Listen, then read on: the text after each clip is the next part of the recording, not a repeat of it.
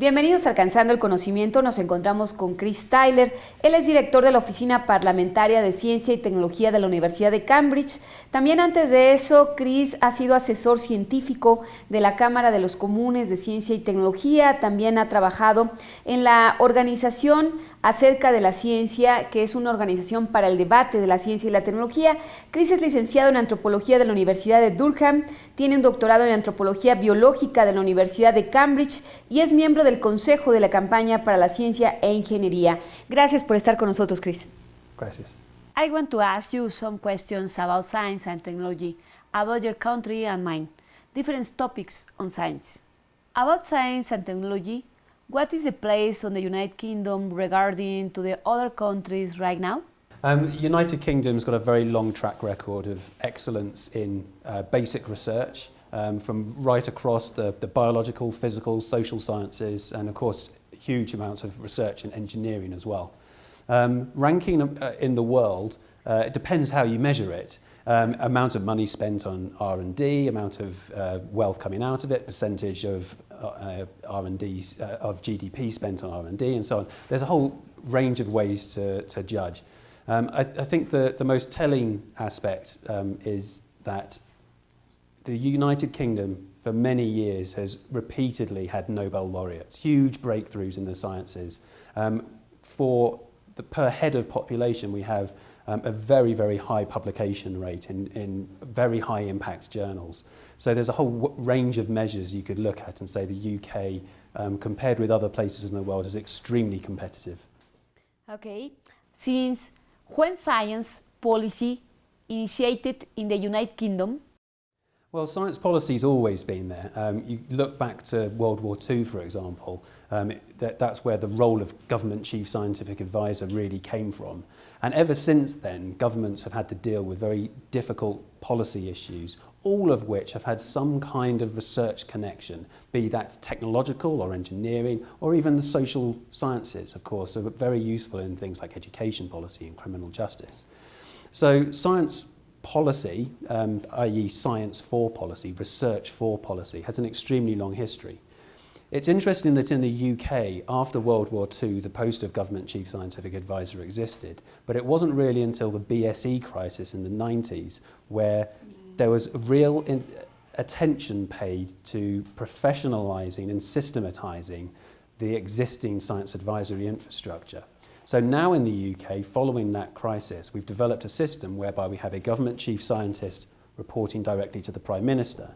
And then in every single government department, there's another chief scientist pushing good quality science down and then, of course, feeding back up to the government chief scientist and the Prime Minister all the relevant information and networking it across government to ensure that our politicians are dealing with the best scientific evidence when they make their policy decisions.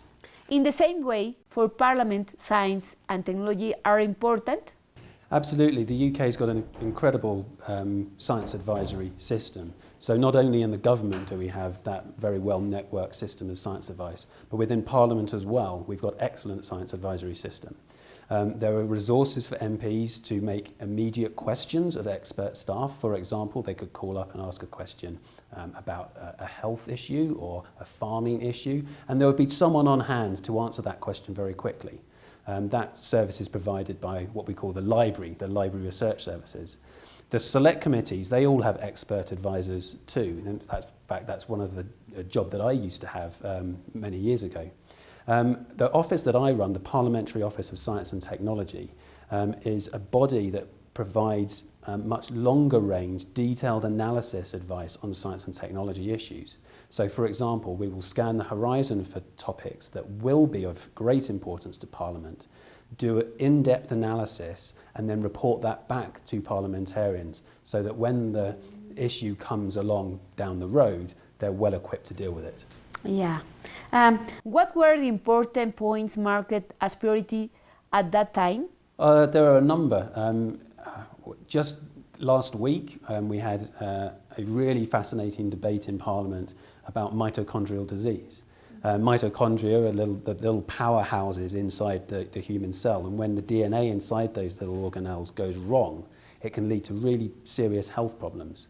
And so new technologies developed in the UK in particular are enabling medics to come up with ways where a mother could have a child who didn't suffer from those same illnesses, but it would require bringing mitochondrial DNA from another woman, which in essence, of course, means that that child would be having 3 parents, which, as you can imagine, is a fascinating ethical conversation that needs to take place in Parliament. So my office's job is to spell out exactly what the science is, what the mechanisms are, what they can do, what they can't do, whether they're considered safe, how people will continue to measure to check that they're considered safe, and of course report on the social scientific evidence that speaks to ethical concerns that MPs will have about changing future germlines, and of course this difficult issue of should we be having children with 3 parents. I don't envy the job of politicians. They have the difficult job. We just report on the science. That's the easy part. Okay. How the country has guided policy science? Making policy is a really difficult thing to do. Take, for example, the information that's available to policymakers. On the one hand, they have far too much information, more than they can possibly plough through. On the other hand, they never have complete information to make that decision. Another aspect that's very difficult is that someone's always going to lose when you make a decision. It's impossible to make a policy decision where everyone will win. So the role really of science advisors in that context is to provide summaries of what the research evidence tells us. There are certain things we know. We know that the climate is getting warmer, for example. It's not reasonable to say the climate over a long period of time hasn't been getting warmer. However, what do we do about that climate? We can inform that with scientific evidence, but of course the decisions have to be made by politicians. So really the goal that we have is to try and make the decision maker's job easier by informing them about the things that we do know and embedding that in the policy decisions that they have in front of them so that they can make the best decisions that benefit the most number of people in the world. Yeah. How was expressed to society that science and technology are essential to their daily lives? In every walk of life, when you're ill and you go to the doctor, there's science advisors underpinning the way the doctor deals with you, not just in the medicines they prescribe, but the way they treat you and where the funding, of course, comes from to make that a reality. When Society understand this? I think so, absolutely. If you look at records of trust held in various professions, scientists rank very, very highly. Towards the bottom, unfortunately, are politicians and, of course, journalists, which is no reflection on you. But towards the top, doctors and scientists are held in very high regard. I think, at least in part, because they are recognised to take a very rigorous, dispassionate approach to their jobs, the evidence. And the ability of the science community to be able to bring that to bear on policy is really important. And it's of course critically important that we explain to the public what we're doing and the role that we play. Oh yeah. What kind of strategies apply to society to consider and endorse the benefits of science and technology? What kind of strategies for the society to approach the science and technology? Science and technology is critical to all walks of life. Yeah. And it's important in this moment. Absolutely. And all moments, even when we didn't have science and technology, it would have been valuable. You know, it's never not going to be. It's going to be more so. But of course, you know, the public needs to feel that they're part of that. The public doesn't want scientists to force on them change that they don't want. A good example in the UK is genetically modified crops. The science has been there for a long time, and in some countries they've been grown with great success and with very little environmental damage to speak of, and in some cases very good environmental positive stories to tell. And of course no discernible health effects on people. But in the UK there was, and in Europe generally, there was a bit of reaction against this new technology. They didn't feel that they'd been consulted. So I think the science community over the last few years has done a much better job of engaging the public early on in conversations. A classic example that's cited in the UK is in nanotechnology, when very early on as nanotechnology was developing and finding its way through into commercial use, the public were consulted There were many efforts made, both through focus groups and public consultations and all sorts of things, to find out what, if there were concerns, what those concerns might be, so that scientists were well equipped to A, understand them, and B, communicate what the reality was with any particular technology. So I think we've gotten a lot better at that. There's quite a way to go. I think the role that science plays within policy is not as well understood, and we could probably do a slightly better job of joining up the science for policy, the science advice, the public engagement with science and with public policy, and then the public policy decision-making processes. I think there are things we can do there to improve that system. Okay. What role does public television play it? It's such a huge source of information for absolutely everyone, and including politicians, the people I work with. So on the one hand, I work with politicians and they will use my office and others in Parliament for information, but they also get a huge amount of their information from the television. Yeah. And in the UK, we're very lucky to have the BBC, and we also have a very vibrant science reporting community, which coalesces around a body called the Science Media Centre, which is really a press office for science, so that the science journalists can come together and hear from leading scientists whenever a science story is breaking. And that's led to a really high quality of scientific journalism in the UK. You know, it's very common that you'll read a science story and people will refer to the peer-reviewed research evidence, which is something that didn't really happen 15 years ago, or even less. Now that's the norm, and it's very welcome. Oh yeah. Do you believe that mass media are important strategies in science and technology to society? Absolutely. I mean, a free press is as important as a free scientific community. People need to be able to inquire and investigate and research and then report on that freely. The scientists report through peer-reviewed journals, and the media reports through its mediums of newspapers, television, increasingly blogging, and you know, that the openness of that information is rapidly increasing, along with the amount of information that's available.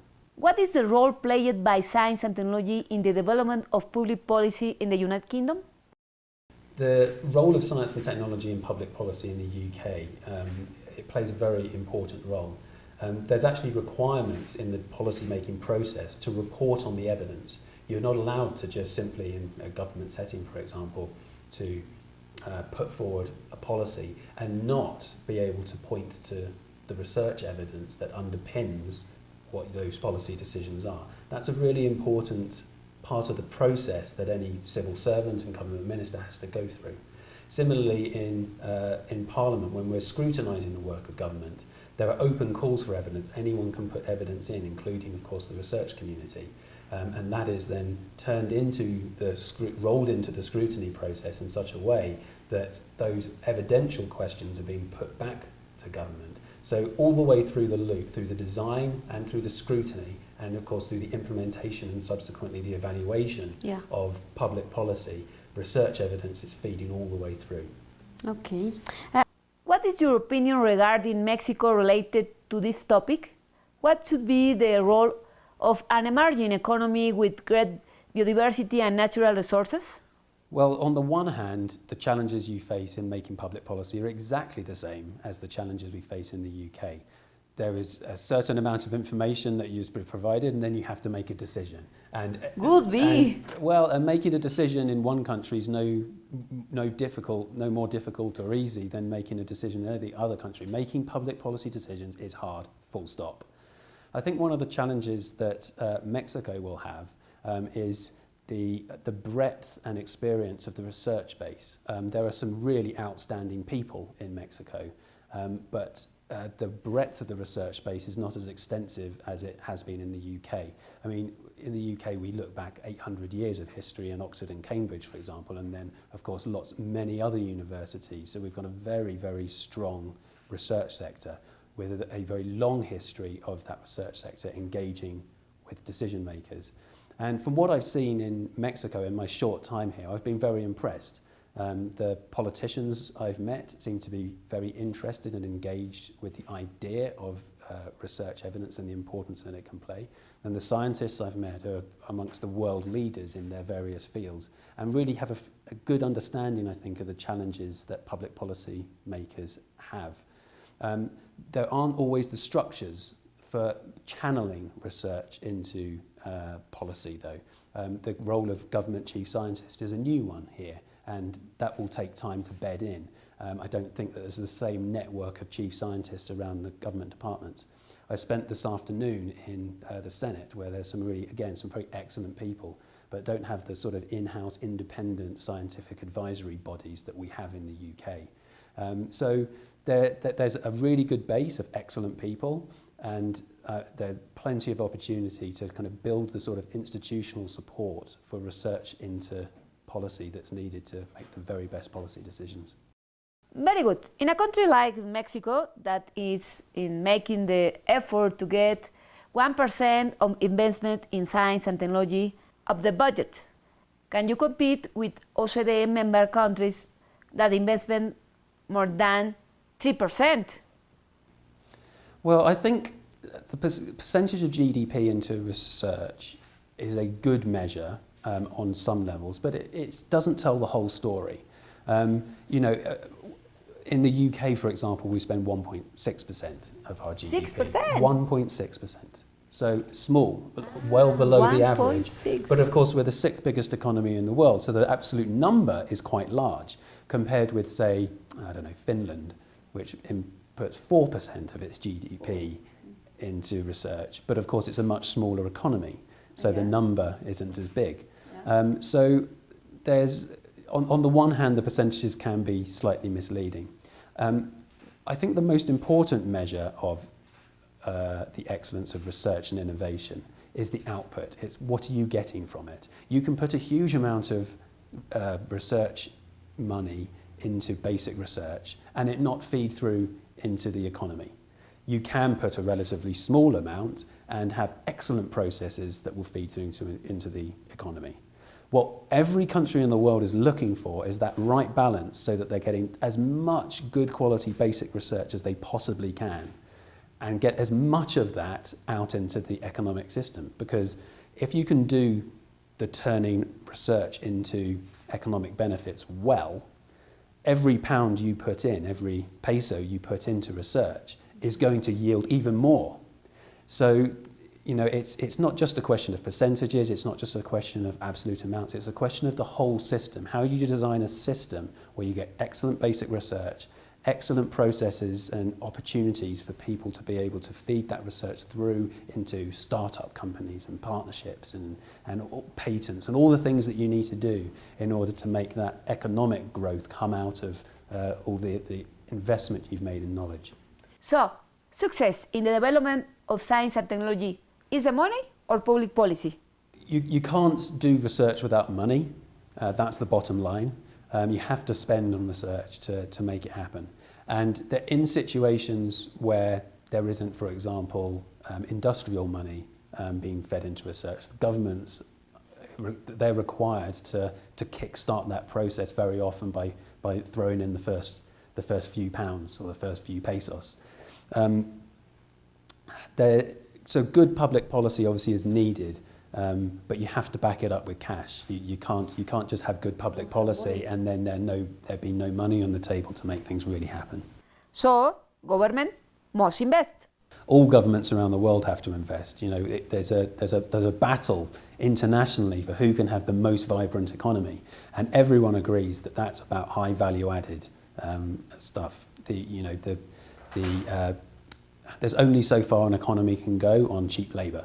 Yeah. And all around the world, labour is getting more and more expensive. So there's a big incentive on all countries to invest in academic research and then leading through into the innovation system that will give them big bang for their bucks. Okay. What kind of public policy must be followed to prevent people from fleeing to the other countries in search of job opportunities in science and technology? I'm someone who believes that the academic research is an international pursuit.